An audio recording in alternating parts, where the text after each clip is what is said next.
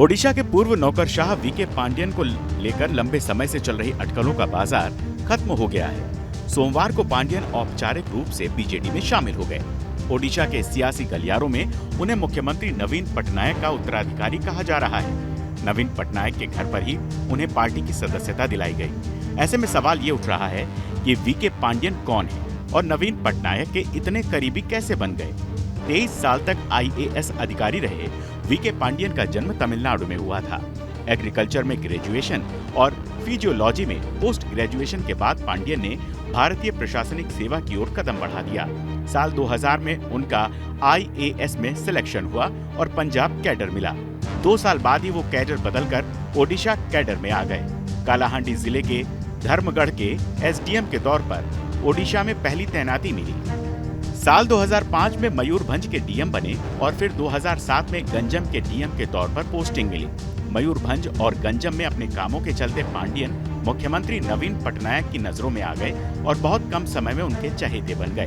साल 2011 में नवीन पटनायक ने पांडियन को अपना निजी सचिव बना लिया। पांडियन उनकी प्रशासनिक कुशलता के इस कदर कायल हुए कि सरकार के हर फैसले के पीछे पांडियन की राय जरूरी हो गई। कुछ समय में ही पांडियन बीजेडी में पटनायक के बाद सबसे मजबूत चेहरा बन गए। कहने को वो सीएम के निजी सचिव थे, लेकिन काम सुपर सीएम जैसा था। कई बार तो पटनायक से मिलने के लिए मंत्रियों और विधायकों तक को पांडियन की परमिशन लेनी होती थी। कहा जाता है कि ओडिशा सरकार की कई महत्वाकांक्षी परियोजनाओं के पीछे पांडियन का ही दिमाग रहा है। खासकर 5T यानी transparency, technology, team work, time, transformation और नवीन ओडिशा जैसी योजनाएं पांडियन के दिमाग की उपज मानी जाती हैं। साल 2019 में नवीन पटनायक ने उन्हें 5T का सचिव बना दिया था। लंबे समय तक बतौर निजी सचिव काम करने के बाद इसी साल के अक्टूबर महीने में पांडियन ने आईएएस की नौकरी से वीआरएस ले लिया। पटनायक ने बिना देरी किए उन्हें 5T और नवीन ओडिशा योजना का चेयरमैन बनाया और कैबिनेट मंत्री का दर्जा देकर अपने इरादे साफ कर दिए। तभी से पांडियन की राजनीतिक एंट्री को लेकर कयास लगने लगे थे। पांडियन आईएएस अधिकारी रहते हुए भी राजनीति में सक्रिय रहे। अक्सर वो जनता के बीच जाते रहे और उनकी समस्याएं सुनते रहे। पांडियन सोशल मीडिया पर भी खूब एक्टिव रहते हैं। कहा जाता है कि वो जहां भी जाते हैं अपनी कैमरा टीम उनके साथ होती है। सरकार के कामकाज में दखल को लेकर अक्सर वो विपक्षी दलों के निशाने पर भी रहे हैं।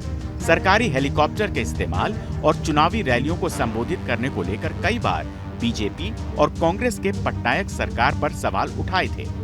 बीजेपी और कांग्रेस ने पटनायक सरकार पर सवाल उठाए थे।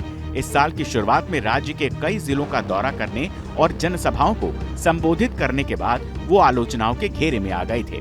हालांकि वीके पांडियन ने बीजेडी में शामिल होते ही ये तमाम विवाद पीछे छोड़ दिए हैं। अगले साल होने वाले लोकसभा और विधानसभा चुनाव से पहले पटनायक के सबसे खास और ओडिशा में पटनायक के बाद सबसे मजबूत चेहरे का राजनीति में उतरना बड़ा संकेत दे रहा है। अब सबकी नजरें इस बात पर टिकी हैं कि अगली बार सरकार बनने पर नवीन पटनायक पांडियन को कितनी बड़ी जिम्मेदारी सौंपते हैं। पटनायक 77 साल के हो चुके हैं। ऐसे में बहुत लंबे वक्त तक वो राजनीति में सक्रिय नहीं रह पाएंगे। जिस तरह उन्होंने पांडियन को प्रमोट किया है, वैसे में ये सवाल उठ रहे हैं, क्या पांडियन ही पटनायक के उत्तराधिकारी होंगे?